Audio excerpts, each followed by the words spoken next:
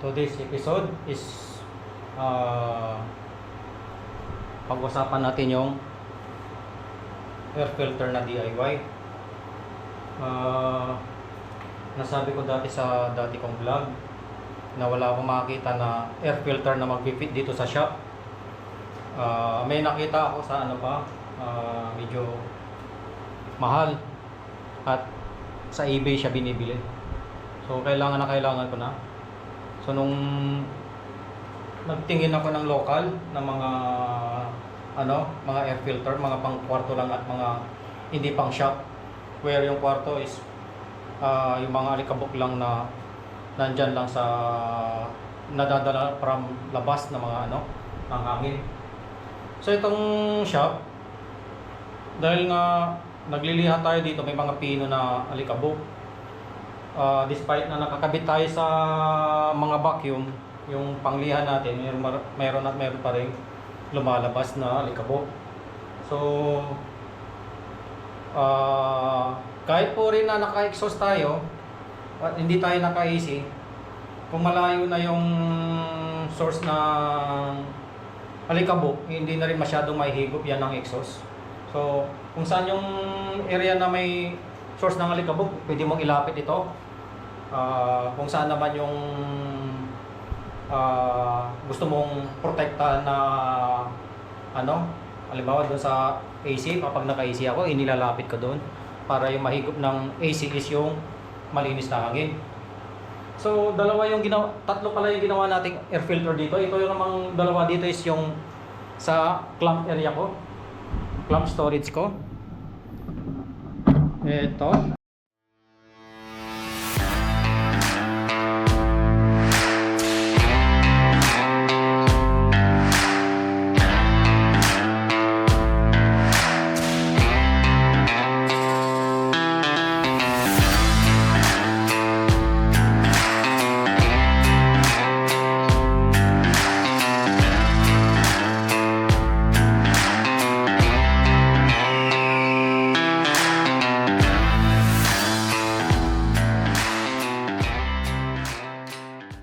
Kapag lilinisin mo, tatanggalin mo lang ito.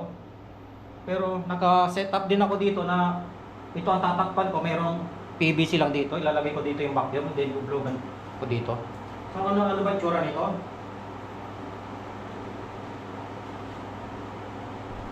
Ayan po, may mga likabok na dyan sa loob. Babacuum lang natin yan. So may mga likabok dyan na natatrap.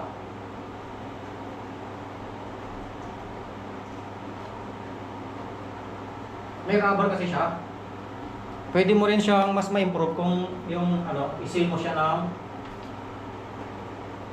yung pang-seal sa salamin, silicone.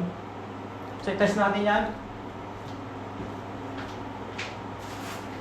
Kung gaano ba siya kalakas. So i-test natin. Request kasi ito ng subscriber natin. Marami siyang tinatanong. So sabi ko, gawa na lang ako ng video para mas further discuss natin kung ano. Excuse me. So tingnan natin kung sa likabok yan na magaan, mas madali maikot.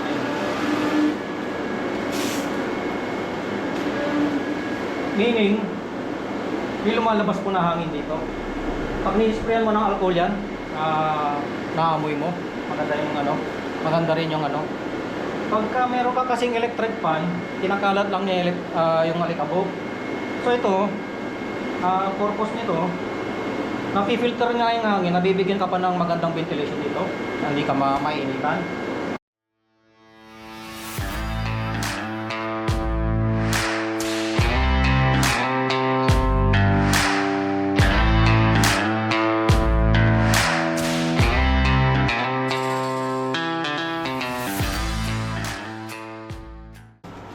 Yun lang ang disadvantage niya, maingay. Pero ang DC kasi mas efficient yan. So ito namang isa dito, ito yung AC. Ito yung 20 watts ko na 20 watts na exhaust fan. So ito. Ang kaganda naman ito, mobile. And then kung Yun nga, ito yung lilinisin ko kasi nakasilyado na to, nakadikit na yan ng silicone. So kung nililinisin ko, pasok pa lang dito. Pasok pa lang po yan dito. And then bublogan ko yun sa dito sa filter. So eto, testing natin din yan mamaya.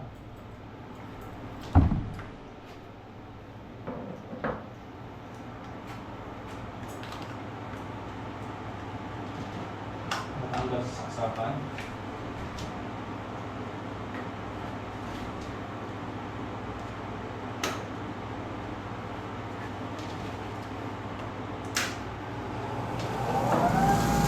Then, buksan mo lang to.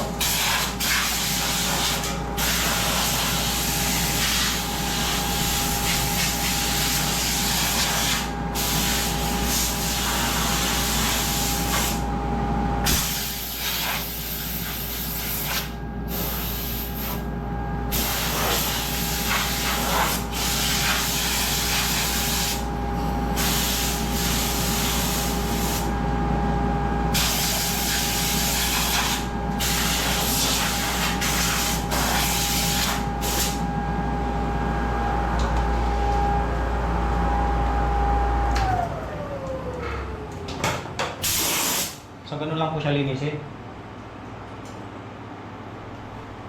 So, kung mas maganda kasi mas maganda ang dust collector na 4-inch kasi mas volume yung hangin na nasasak niya kaysa dun sa vacuum.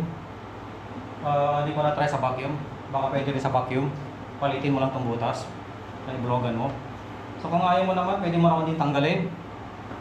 Hindi nakasealed. Then, vacuum mo isa-isa yung filter.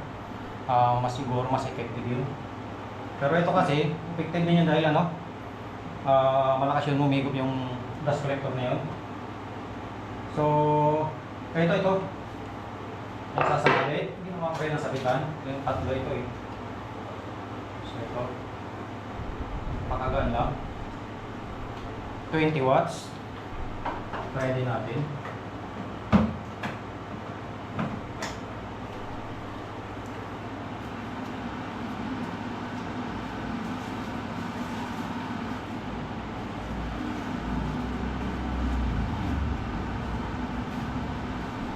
So, kung gusto mong maging presko yung hangin, lagyan mo lang ng alcohol yan.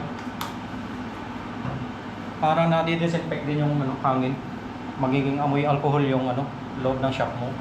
O kaya lagyan mo ng mga air freshener. So, maganda yung lagyan mo ng air freshener dito, iigutin niya, ilalabas niya. Magiging presko yung shop mo. So ito kasi natin is shop natin is may mga client tayo na hapon. Maselan yun, bumibisita dito. Gusto niya malinis.